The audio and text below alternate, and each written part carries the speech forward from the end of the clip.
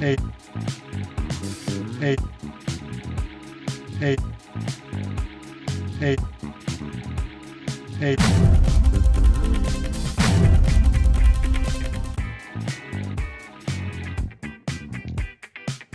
Hey YouTube, it's Rio 855, and I'm here to present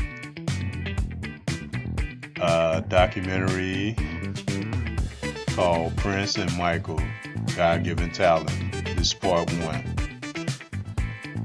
Yes, I want to do something a long time on Prince and Michael. They are the two best artists I have ever seen. In my opinion, I think they are the best. And yes, they're connected. No doubt they are uniquely connected because they are unique artists. And Prince, greatest musician ever.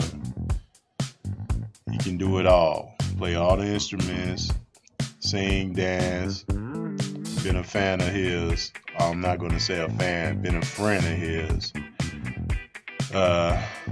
Almost 40 years listening to his music. Michael,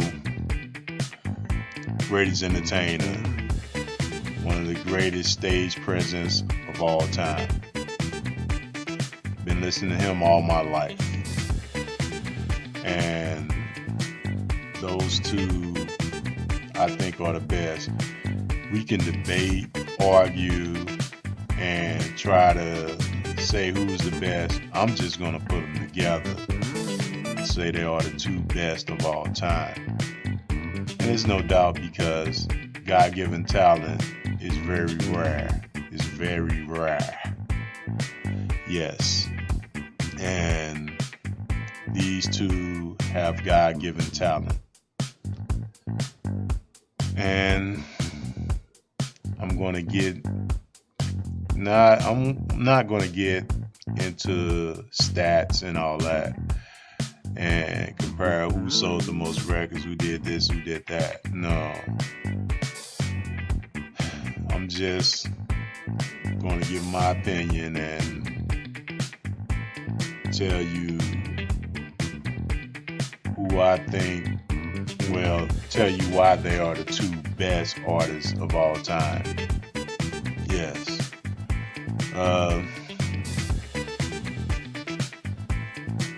And this is part one. And I'm going to start off. This is from 1958 to 1979. Yeah, where I think they both was born in the same year. Yeah, they both was born in the same year until they entwined to 1979, where they're both, one had the second album, that's Prince, and Michael had his debut album. And let's just get into this.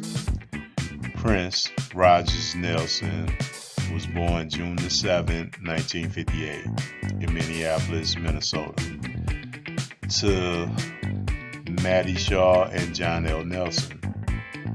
Yeah, father was a musician, jazz musician. And he was named after the Prince Rogers Trio. So I'm going to stop right there with personal. And Michael Jackson.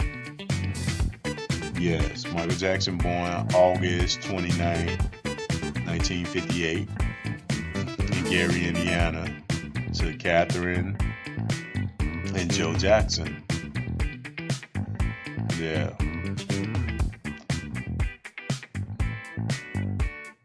So they both was born in the same year. And that's the connection right there. Let's get into their childhood. Or basically, we know, starting with Mike, he was singing all his life. So, talent shows with his brothers. You know, he's one of 9 children, I say 10. One of them died, so I'm not going to get into that. But he's part of a 9-family household, and at the start, he was the most talented person in the family, and he took center stage in his early days. So there's no doubt that Mike was going to be a superstar. Yeah. In the mid to late 60s, the Jacksons started building steam. In 68, they signed to Motown. And 69, they debuted. Yes, with Want You Back. I'm not going to get into the stat game. That's just a little of where Mike came. And I'm going to continue with Mike. Throughout the 60s, 70s, into the mid 70s, the Jackson 5 was one of the biggest, as we can say, boy bands out there, or it's one of the biggest groups in the world. Bigger than any of the teen groups out there. Whether it was the Osmonds or Partridge Family, they blew them away. And they became one of the most successful acts on Motown. And it continued into the mid 70s. And they left Motown, and Motown kept the name the Jackson 5. So they became the Jacksons when they signed to CBS. And in the mid 70s. So that continued with several hits like Show Me Your Way to Go and Enjoy Yourself, and so on and so on. But it wasn't until Mike signed to Epic Records and his Off the Wall album where he exploded and he became the superstar, Michael Jackson. And history was beginning. And like I said, I'm not going to get into that game. We know Off the Wall was huge. It sold millions. And Mike just was the guy. It was his God-given talent. He could dance, he could sing, he had a persona. Stage persona nobody ever seen. And Mike really wanted to please his fans. Yeah, he was the type he liked to please his fans, so he gave it all he got. But everything had to be perfect, and he was a perfectionist, and he gave it all he got. He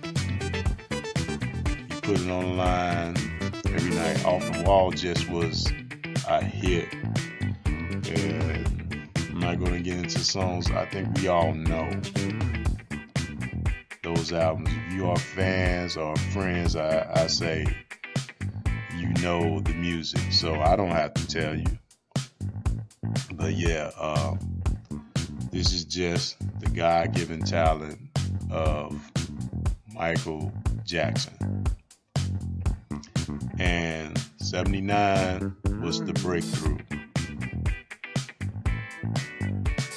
So that was the year that he broke through with Don't Stop Till You Get Enough, Rock With You, Working Day and Night, and Off the Wall, and many other hits.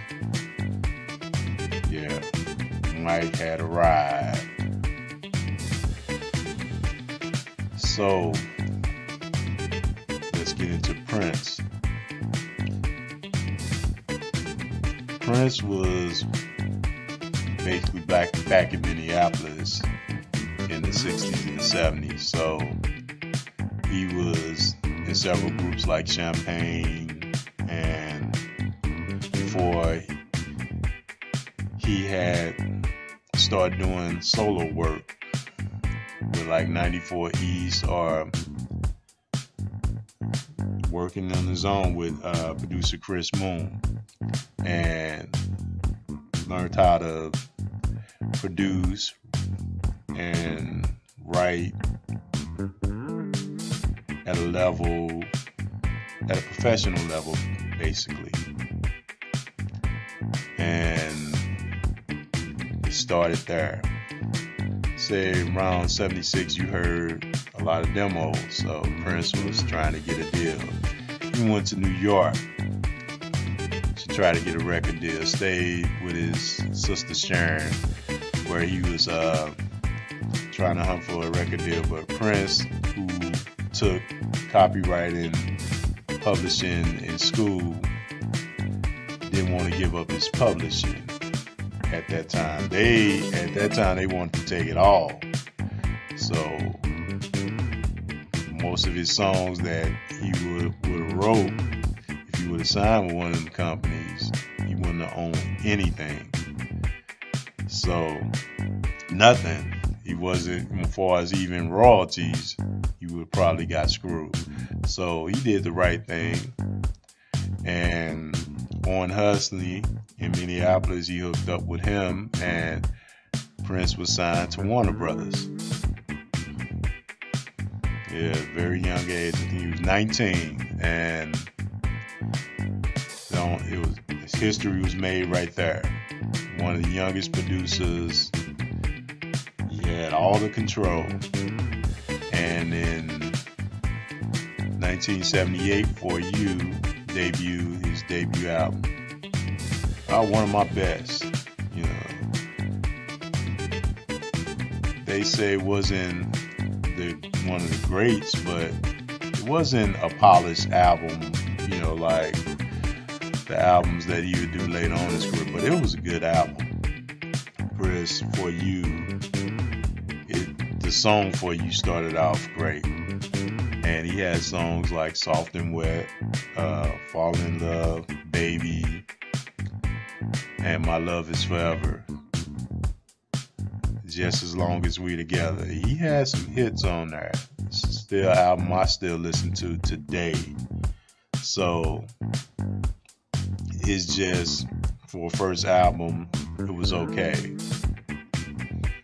But in 1979, that's when Prince made noise with the Prince album, and I Want to Be Your Lover, a #1 soul hit R&B, and a top 20 pop hit. Yeah, crossed him over. He went platinum, and Prince had arrived. God-given talent, the persona and everything. Prince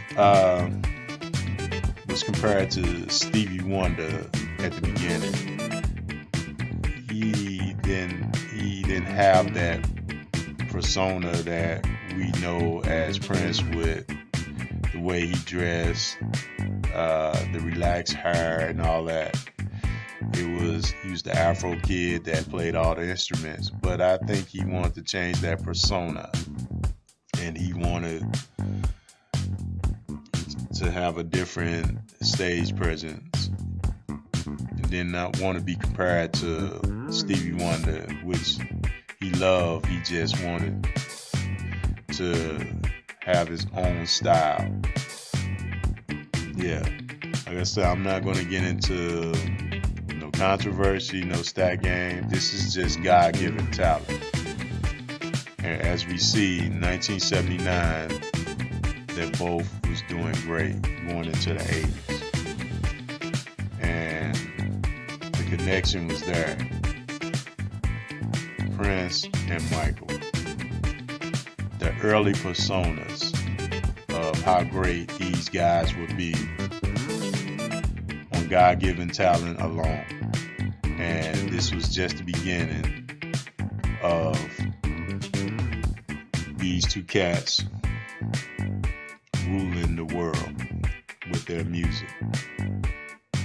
And they're the two best because the way they sing, the way their stage presence and the songs, it's just like no other. I don't care who. These two are the greatest. And I'm going to stop at 1979 because we're going to do a part 2. Off the Wall and the Prince album. 1970, both was hits. Off the Wall being a multi-platinum album, Prince being a platinum album. And they both was hit albums. And in the R&B community, they were huge. So that's where we're gonna stop at, and we're gonna get into part 2. You know, we're gonna go into the 80s and so on and so on. That's where they mark. So this is Prince and Michael, God-given talent. They are the best. And I'm going to leave it at that. And I'll see you in part 2. Thank you. And God bless.